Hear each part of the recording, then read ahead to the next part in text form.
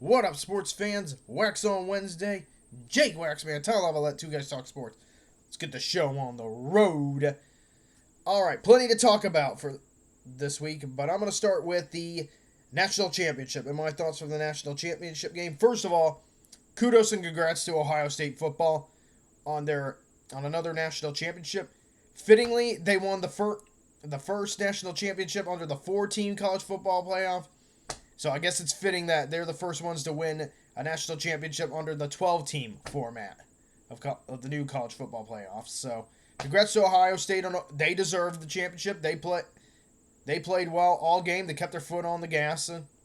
Even when Notre Dame started to rally, hey, they made the plays that when it mattered, and they deserved it. And kudos to Ryan Day as well. I had questions about whether or not he was leading the way for Ohio State, or was Ohio State carrying him?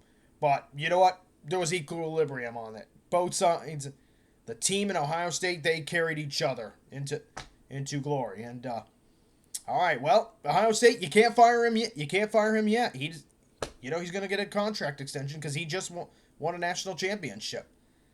But that was, you know what? Adversity, it can make or break a team, and it made this Ohio State team. I think they learned a lot from that loss to Michigan and used the fuel from that fire to rally, not only rally, but absolutely just storm to another national championship. So congrats to Ryan Day and his Ohio State Buckeyes. And kudos and congrats to Notre Dame on a great playoff run. All right. Yeah, I know. It's disappointing for that team. I know they wanted to win it all. I thought they were going to win it all because Marcus Freeman, he'd been doing some of his best coaching, and I still thought he coached a very good game in the national championship, especially in the second half. But the team just couldn't overcome the first half surge by Ohio State. The Buckeyes built up such a lead that it was just a bit too much in the end for Notre Dame to overcome. But hey, give the Irish props and kudos. They fought back, all right? And that you can say what you want about this Notre Dame team, but they're anything but overrated, all right? They deserve to be in that national championship. They made the game interesting. It made it close in the end, and Ohio State just ultimately found the dagger play that pretty much ended the competitive phase of the game. But Notre Dame, I'll tell you what, Marcus Freeman, he's a fine head coach, and he is just getting started at Notre Dame. All right, this was just his third season, and he's already won two big bowl games with Notre Dame. And you know what? I got a feeling they'll be back. All right, this won't be the last time you see Notre Dame in the national championship. I think they're going to be a much different program under Marcus Freeman. And the fact that they fought back in this national championship when Ohio State could have easily crushed them, that speaks vibes about the culture that Marcus Freeman has established at Notre Dame. He's got his own culture there now, and he's proven it. And there's plenty of work for him to do this offseason, but you know what? He's just getting started. That Notre Dame, they'll be around for a while. They're not going away, or they're not going anywhere. They might not get back to the national championship next season, but they'll be back in the future. We'll see them again. And it would not surprise me to see Notre Dame win a national championship under Marcus Freeman. Once again, now, those are just my final thoughts. Hey, fantastic college football playoffs, everything that you could want, drama, and just absolute glorious chaos. And you know what? The two best teams in the playoffs were playing in the national championship. Both Notre Dame and Ohio State deserve to be there. Because both saved their best for the right time. But hey, two teams that faced adversity, and both of them overcame it in their own unique ways. So, again, I will close by saying this. Congrats to Ohio State on another national championship, and Notre Dame. Keep those heads up. Congrats on a great playoff run, a great season. And, hey, it'll be interesting to see if both of these two teams can get back next year. It wouldn't surprise me to see Ohio State back in the playoffs next year. Notre Dame might be a little more challenging, but they can get back. I mean, they'll have a bit of a roster shakeup, but it'll be interesting to watch both of these two teams. But what a college football playoffs. I'm really excited to see what more this 12-man team brings. And now, we're still sticking with football, but moving on to a different subject, shifting gears or handing off the football to a different subject, or the NFL in this case. I'm going to give you guys my thoughts on the divisional round, and plenty to talk about. I'll just start with the things that I have short words for. So, Philadelphia versus Los Angeles. Well, the snow came. I wondered if that snow was going to come, and it came. And you could say it benefited the Eagles, but kudos to the Eagles. They deserved to play in the NFC Championship. They made the plays when it mattered, and that defense, they were all over Matthew Stafford and the Rams, especially in that second half. Like the Rams, they showed that they had some firepower at times, but they just came up short. And those turnovers were costly. So when you make mistakes like that, you're gonna lose playoff games. Simple as that. So Eagles in the NFC Championship, they proved me wrong against the Rams. I went 2-2 in my divisional round picks. Okay, and by the way, no big deal. Okay, because I'm not good. Doesn't mean I'm good at predicting things. I'm not a great sports forecaster. Okay, I just talk about sports. Just letting you folks know. And then the Chiefs and the Texans. Okay. Congrats to the Chiefs. First of all, they deserve to be in the AFC title game. But I can understand the animosity about this game. Because everybody is now just like, oh gosh, the NFL. Here we goes the NFL again. Rigging the game for the Chiefs. And there were some calls in that game that had me raising my glasses like, yeah, there's something definitely sus going on. Like some of these ridiculous calls. There was a roughing the passer call, which I thought was complete and utter bogus, that went against Houston. When in reality, it was more like friendly fire. Like the two defenders for Houston, they ran into each other and barely made contact with Patrick Mahomes. And the refs called it roughing the passer. That was bogus call. And then Patrick Mahomes, okay, I like Patrick Mahomes, great quarterback, one of the funnest guys to watch in the NFL. But watching that game, there was a play late in the game where he tried to sell out to the refs. I just know it. Watching him do it clear as day, he was trying to get a call. And, the refs said, we're not. The refs just didn't call anything on that play because he was still in bounds, especially when the defender hit him. But I could tell from his posture that he was trying to sell a call to the refs, and the refs didn't fall for that. But nevertheless, things like that, it taints the NFL. Okay, it all makes us double take for all the wrong reasons. Like, we shouldn't be having to be thinking about officiating, but here we are because, well, the Chiefs are once again in the AFC Championship, and while they did win against the Houston, and not because of the refs, okay, they won because they made the plays when it mattered. We don't need officials helping the best teams in the league, okay? Simple as that. Cut and dry. So, that's just that's my thoughts from that game. And then, now moving on, we got Ravens and the Bills, okay? I just gotta say, this was probably the most evenly matched game in the playoffs, okay? Two of the best teams in the NFL, the Bills and the Ravens. And I just gotta say, very clearly, the Ravens, they outplayed the Bills, okay? Had longer time of possession, had more yards. Even if it wasn't by a whole, I won't say by a whole lot, but the Ravens definitely outplayed the Bills. But in a league such as the National Football League, you can't beat yourself. You can't turn the ball over. You can't afford to turn the ball over. Lamar Jackson had an interception and a fumble lost. Mark Andrews, a reliable tight end, had a fumble. So that was 3 turnovers for Baltimore, and 3 turnovers that made the difference in the game. And give the Bills props, they capitalized off those turnovers and got points. Okay? And that made a huge, huge difference in the game, And the Bills, they took care of the football. They valued the rock, and that's a big reason they won the game. And Josh Allen, he played fantastic, all right? Both quarterbacks did. But Josh Allen made fewer mistakes than Lamar Jackson, and the Bills made fewer mistakes than the Baltimore Ravens. And a lot of times, that's a huge difference in the outcome. The team that makes the fewest mistakes is going to win. And that was the case in this game. In fact, Buffalo, they didn't make... Okay, you might say they weren't perfect, but they didn't turn the ball over. turning the ball over is the biggest mistake, of course, that you can make. The Ravens turned it over 3 times, and the Bills made them pay for it. But even with the turnovers, the Ravens still had the chance. They had a chance to tie it up. Mark Andrews drops an easy catch that would have resulted in a 2-point conversion and a game-tying 2-point conversion. And maybe the Bills go and score a field goal because there was a lot of time at the end of that play. But, oh man, just Mark Andrews is going to be seeing that drop a lot, sadly, in the mirror during the offseason. And I feel so bad for that guy because I know he's a good tight end.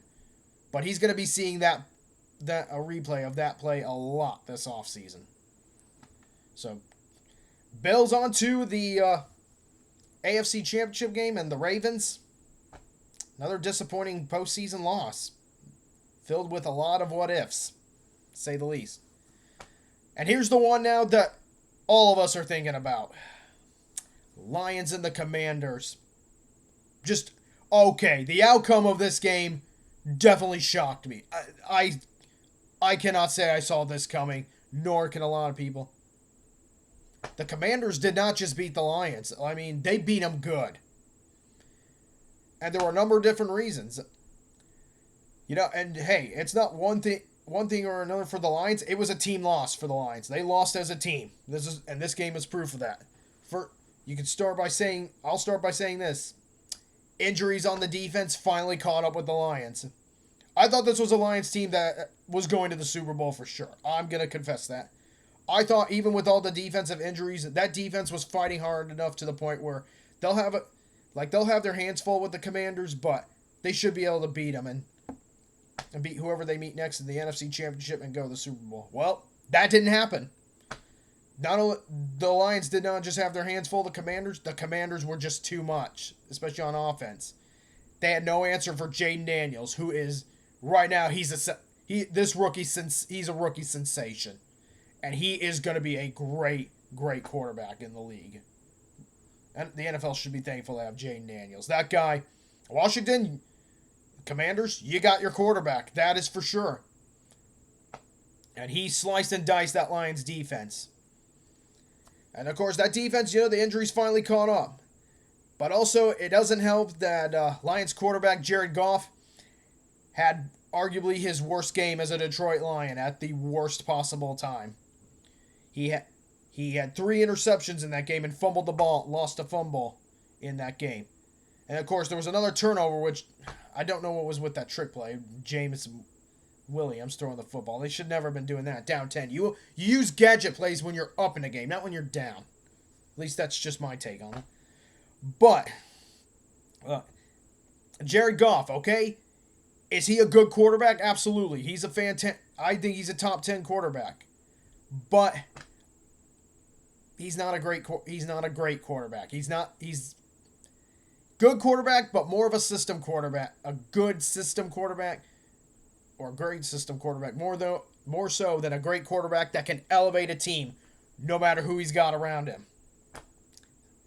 And the pressure got to Jared, all right? The Commanders were able to put pressure on him, and you know what? He made mistakes. I think with the Commander, that fumble really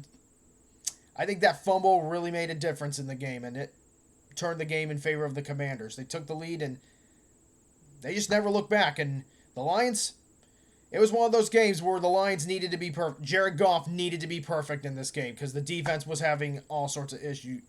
They had no answers for Jaden Daniels, and when the Lions needed the most, Jared Goff was not at his best. And the turnovers, especially that first one, absolutely killed the Lions. And then, of course, not really, Dan Campbell was doing the best with the situation he had, but both the defensive coordinator and the offensive coordinator, okay, they deserve some blame too.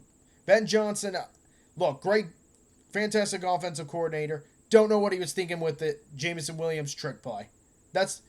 Otherwise, his offense did put up 31, but not sure what he was thinking with the trick plays because that ended up ending whatever chance the Lions had at coming back in the game. And then Aaron Glenn, even despite the injuries, I thought he could have done a lot better job at helping the defense prepare for Jaden Daniels. They should have been better prepared, but they weren't. So, and that's on Aaron Glenn. So, when I look back at this game, I mean, I thought the Lions for sure were going to the Super Bowl this year, but it wasn't meant to be. Instead, you get the number one seed in the NFC for the first time ever in your franchise's history, and you end up being a one and done. And a lot of it due to defensive injuries finally catching up and having no answer for Jay Daniels. Jared Goff playing his worst football at the absolute worst time, and some coaching inefficiencies. But when you look at it, team loss for the Lions. All right, not one person is to blame more than the other. Jared Goff is not to blame any more than the defense, and the defense is not to blame any more than Jared Goff, and so on. It was a team loss. All right, hey, things went wrong for the Lions at the worst time. So we'll see. I think they got at least. I'm confident that. I will say this, even as a Bears fan, I'm confident that Dan Campbell will find the right assistants to replace his departing offensive coordinator and defensive coordinator. But we'll see how much longer this window stays open for the Detroit Lions. I say they got one or two more runs left in them. We'll find out. But not only a heartbreaking loss for the Lions, but really this loss could be very crippling for their a very crippling loss for their hopes of getting to a Super Bowl and winning it in the future. Time will tell. And speaking of Lions coordinators, first of all right, I'm feeling pretty good. And I'm going to tell you why in my next subject. Now, shifting gears. First of all, congrats on one of your best seasons ever, Detroit Lions. And I would just like to say thank you. Thank you very much for allowing Ben Johnson to come to Chicago and become the new head coach of the Bears. I'm really happy about this in all seriousness. If there's one good thing for me, I wanted to give Lions fans a hard time about it, but I decided not to give them. I decided, okay, let my man Tyler Lavalette be, and same with your other friends who are big Detroit Lions fans. But now I'm about to give you guys a bit of a hard time. Because now your offensive coordinator, Ben Johnson, he's ours now. He's the new coach of the Bears, for those who have not heard. And I think that, and I will also say this, I wonder how much of the Bears head coaching candidate, how much of the prospect of being the Bears head coach was on his mind in that game. I wouldn't surprise if that affected his mindset. So overall, but anyways, I'm gonna say this. I mentioned this to you folks. For me, it was one of two guys.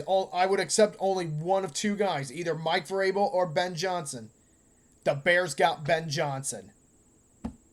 And out of all the guys that the Bears could have hired, he was the best choice.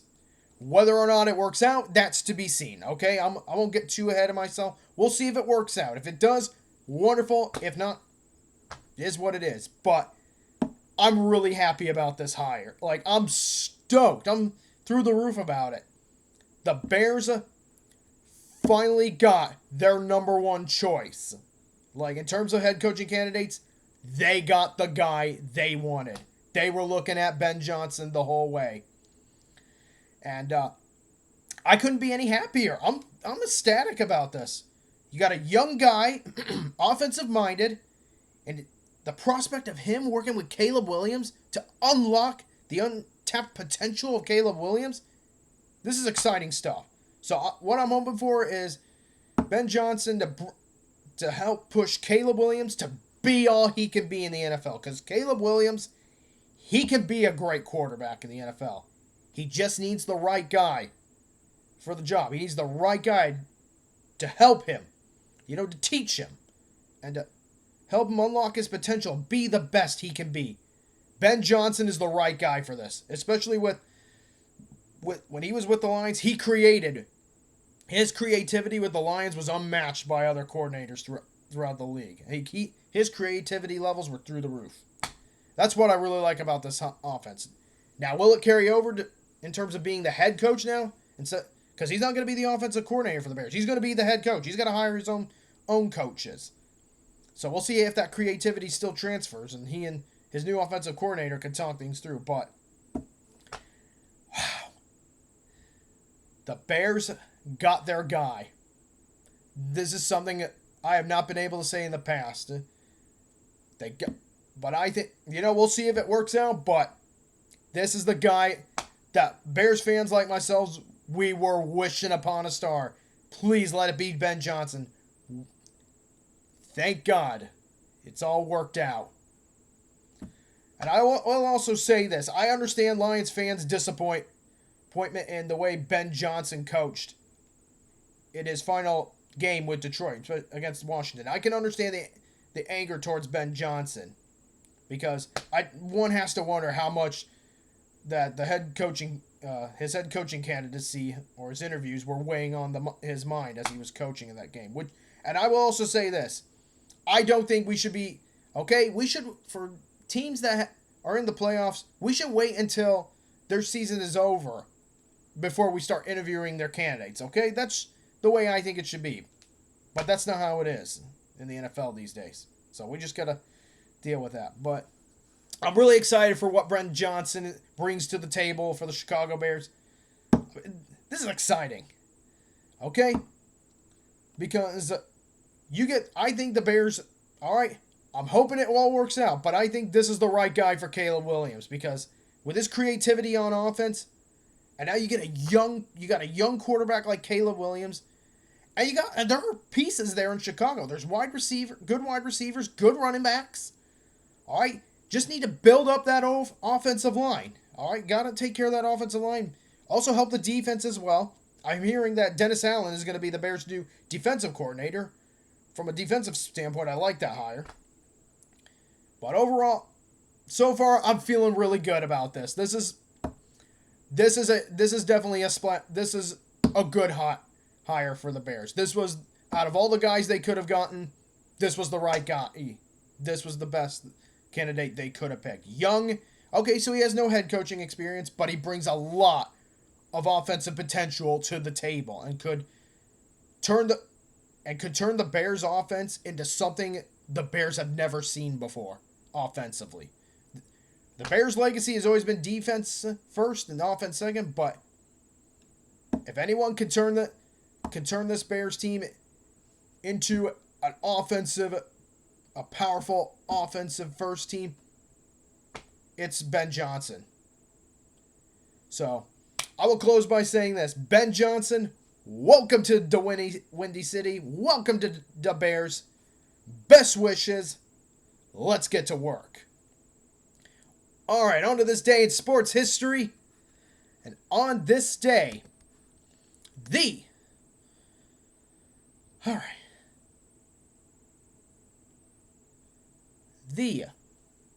22nd of January, 1953, the 1953 NFL Draft. Harry Babcock from the University of Georgia becomes the first overall pick by the San Francisco 49ers. All right, sports fans, that's all I got for this week's Waxon Wednesday. In terms of, by the way, I just want to know, in me and Tyler's next Friday Roundtable, we'll make our predictions for the AFC and NFC Championship games, in case you are wondering. All right, with that being said, I hope you guys enjoyed this week's Waxon Wednesday. Thank you so much for watching. This is Jake Waxman from Two Guys Talk Sports, signing off.